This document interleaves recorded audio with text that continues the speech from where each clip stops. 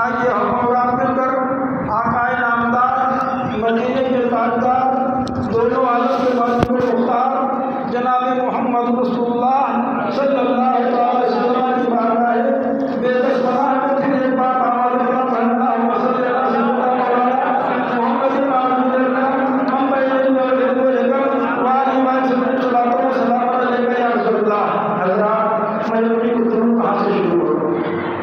میری سمجھ نہیں آتا میں کہاں سے علاج کروں؟ میں بھی ایک قسم کا قرآن نہیں ہوں. اس جلدی کے پاس جب آپ جاتے ہیں اور کہتے ہیں صاحب مجھے دیکھ لیجیے تو ان کا کیا ہو گیا ہے تو بولے کہ آپ جو زکام کی ہے کمر میں بھی درد ہے آنکھوں میں بھی تکلیف ہے اور گلے میں کینسر بھی ہے تو ڈاکٹر کیا کرے گا؟ آپ بتائیے کہاں سے علاج شروع کرے گا؟ پیر میں بھی تکلیف ہے، گھوڑا ہے، آنکھوں میں بھی تکلیف ہے، کمر میں گیس بھی ہے، گلے میں کینسر بھی ہے، تو آپ یہ بتاؤ ڈاکٹر علاج کس مرض کا پہلے کرے گا؟ اتنا تو آپ بتا کہ تاکہ مجھے لگے کہ آپ سن رہے ہیں. کس کا علاج کرے گا؟ کینسر کا کرے گا نا بھائی؟ جب مریض نہیں رہے گا تو پھر علاج کس کا کرے گا؟ پہلے کینسر کا علاج کر کے اس کو بچاؤ، اس کے بعد پھر پیر کا علاج کرو، پھر آنکھ کا علاج کرو. آپ نے غور کریے، سماعت کیجیے، جو میں بول رہا ہوں سمجھیے تو ہم کو لگے کہ ہاں آپ سن رہے ہیں. آپ اتنا موٹا موٹا جواب نہیں دے پا رہے ہیں تو دکانی کی اوپر کہاں سے آپ کو سمجھ میں آئے گی؟ اس لیے کہ ابھی تو بہت سے لوگ یہ بھی کہہ رہے ہیں مولانا کو 3 سال ہو گئے خالی نماز میں ہی تبلیغ کرتے ہیں. اللہ اکبر، ایسے لوگ بھی آتے ہیں. جب میں یہ دیکھ رہا ہوں، اسلام دیکھ رہا ہوں، قرآن بتا رہا ہے آج 3 سال ہو گئے، 3 سال سے ایک ہی ٹاپک نماز. ارے بھائی ایک ٹاپک نماز پر 3 سال سے بولنا کھانے کا کام نہیں ہے. ایک ہی ٹاپک پہ مجھے بہت جگہ پڑھانا پڑتا ہے، بہت سننا پڑتا ہے. اس لیے جو بول چکا ہوں 3 سال ہو گیا، ابھی دہرانا نہ پڑے، سننا پڑتا ہے، جناب لگانا پڑے. کیا بولا ہو، کیا بولنا ہے، یہ تو آسان ہے. کیا بول چکا ہو گیا آپ مشکل ہو جاتا ہے. پھر آپ کا بولنا تو ایسے بھی لوگ ہیں. یہ اسلام کے ماننے والے ہیں. میں نے کہا تھا نا کہ ایسے لوگ موجود ہیں دنیا میں کہ اگر ان کے گھر میں کوئی اسلام کا ماحول نہ ہو، اسلام کو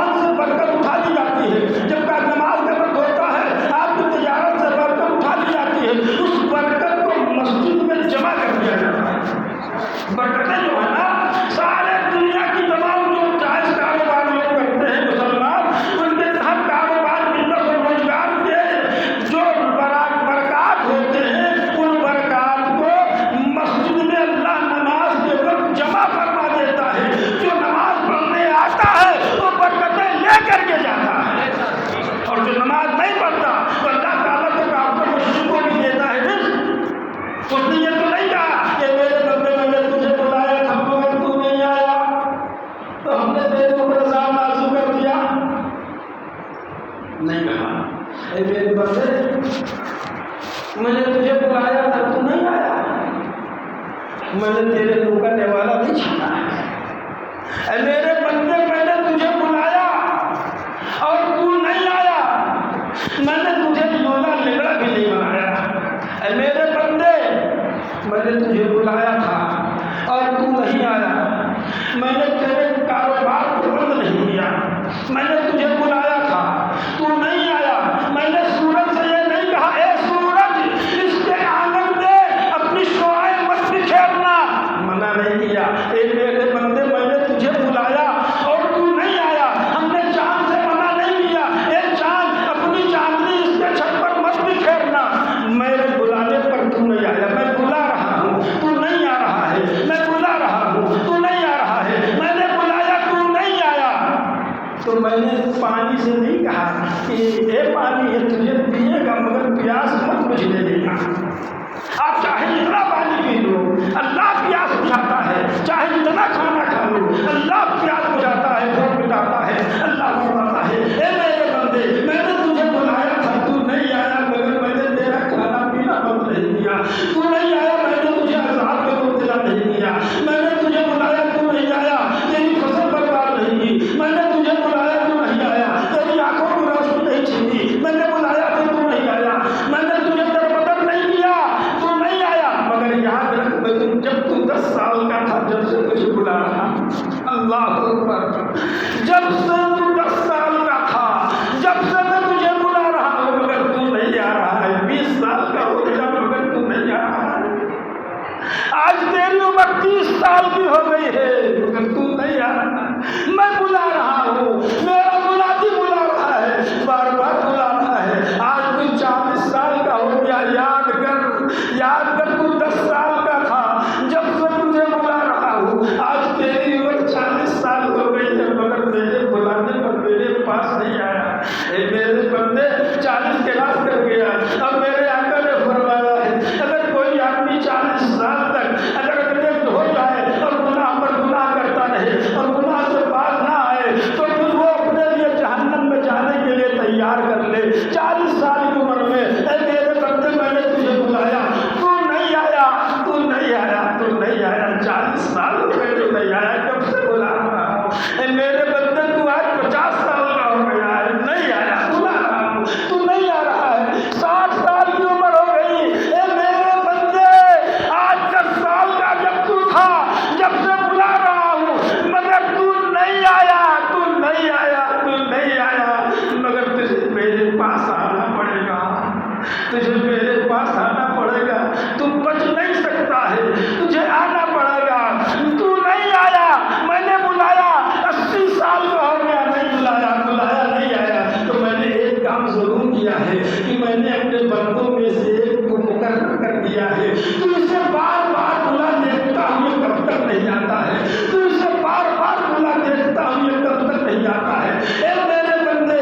تو نہیں آیا، میں نے مقرر کر دیا، میرا موضوع 5 مرتبہ تم کو بلاتا ہے، اللہ اکبر اللہ اکبر اللہ اکبر اللہ اکبر، میں اللہ سب سے بڑا ہوں، میں اللہ سب سے بڑا ہوں، میں اللہ سب سے بڑا ہوں، آ جا، اور اگر نہیں آتا ہے تو سن لے کہ میں موت کی ہتھیلی لگا کر کے تمہیں اپنے دربار میں کھڑا کروں گا، تم میرے دربار میں آئے گا، موت کی ہتھیلی لگی ہوگی، جہنم نچ رہا ہوگا، جہنم کے شعلے اٹھ رہے ہوں گے، میں نے تمہیں 80 سال تک بلایا تو نہیں آیا، آج آیا ہے تو موت کی ہتھیلی کے ساتھ آیا ہے، اب میں تجھے بے نمازی ہونے کی بنیاد پر جہنم میں ڈال رہا ہوں، دیکھتا ہوں تجھے کون بچا لے آتا ہے۔ اللہ اللہ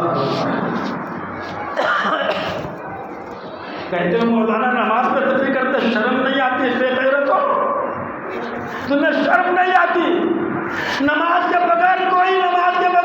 نیکی قبول نہیں ہوتی، اور سن لو بتا دیتا ہوں اللہ تبارک و تعالی بہت مہربان ہے، بہت مہربان ہے، بہت مہربان ہے، میرا رب تو ایسا ہے، دنیا میں اگر کسی سے آپ رشتہ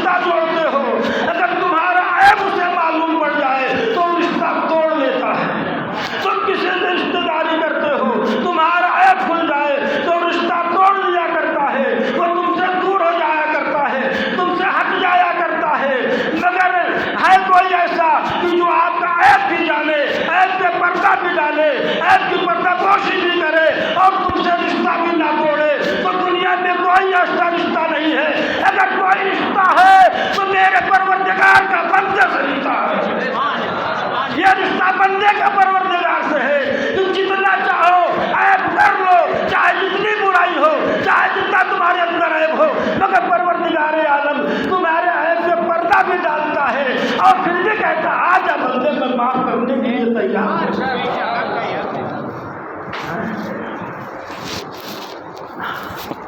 تو میرے دوستو رب کی بارگاہ میں ہم کو جانا پڑے گا، خدا کی بارگاہ میں حاضری دینی پڑے گی۔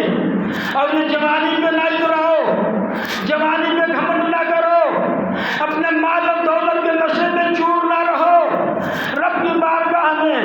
آپ نے دیکھا ہے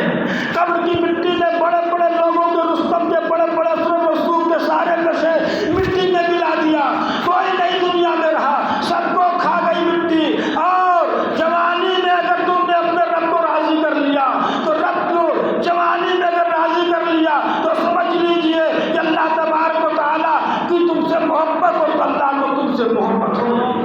میرا بندہ جب کوئی بندہ جوانی میں اٹھ جاتا ہے، سنو میرے جوانوں، جوانی بار بار نہیں آئے گی۔ آج میں مت سوچو میں جوان ہوں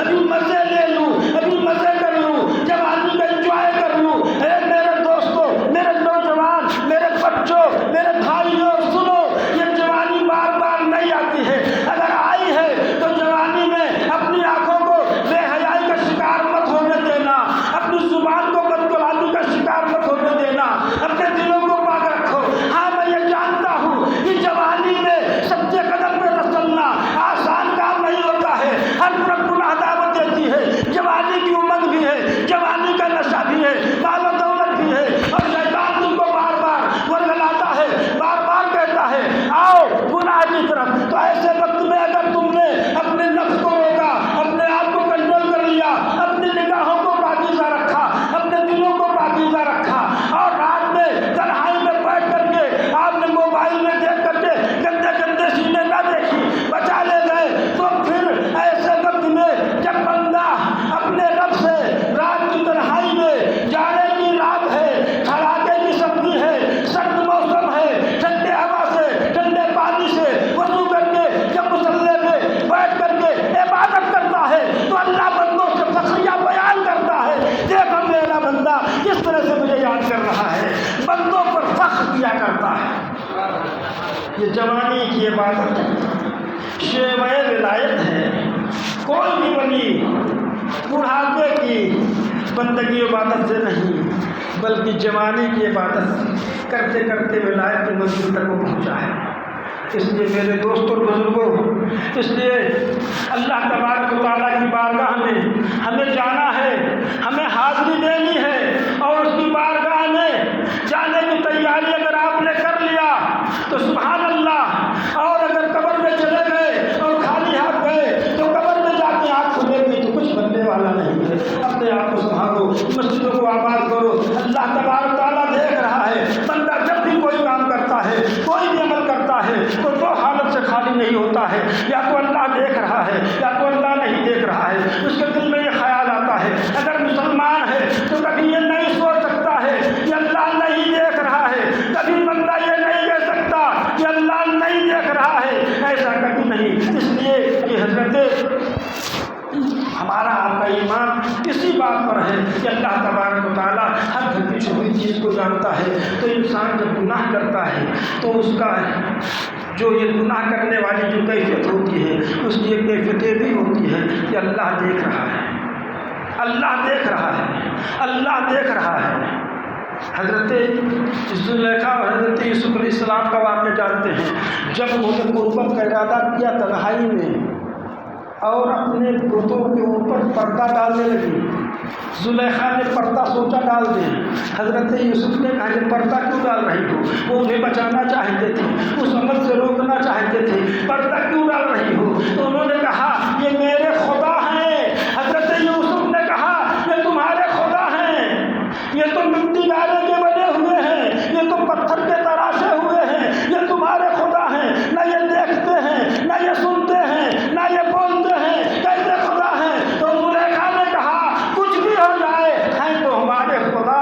مجھے ان سے شرم آتی ہے، پردہ ڈال دیا۔ میرے بزرگوں اور دوستوں آپ بتاؤ تو صحیح، ایک عورت ہے پر نہیں پتہ ہے، دیکھ رہے نہیں ہے، یقین ہے کہ نہیں دیکھ رہے ہیں، پھر بھی پردہ ڈال دیا۔ ہمارا آپ کا معاملہ یہ ہے کہ آج ہمارے سامنے اگر کہیں کیمرہ لگا ہوا ہو تو ہم گناہ نہیں کر سکتے ہیں، کیمرے کے سامنے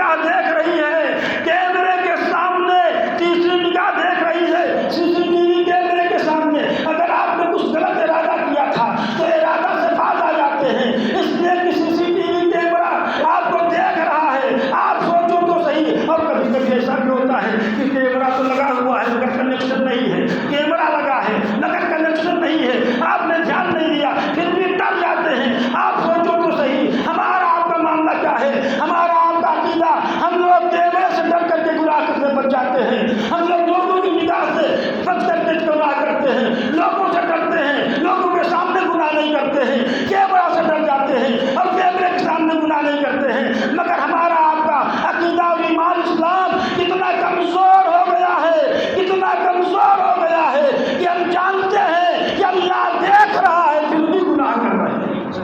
اللہ دیکھ رہا ہے مطلب کیا کہ ہم اتنے ڈھیٹ ہو گئے ہیں، ہم اتنے ڈھیٹ ہو گئے ہیں کہ ہمیں غیرت نہیں آتی ہے، خدا کے سامنے بھی ہم گناہ کرتے ہیں۔ تو میرے دوستو، اللہ تبارک و تعالیٰ کی بارگاہ میں ہمیں ڈھالا ہے، حاضری دینی ہے، وہاں جا کر کے جواب دینا پڑے گا۔ آپ کیا سمجھتے ہو بچ جاؤ گے؟ نہیں نہیں نہیں۔ کتنا ٹائم ہے دیکھو، یہ بچی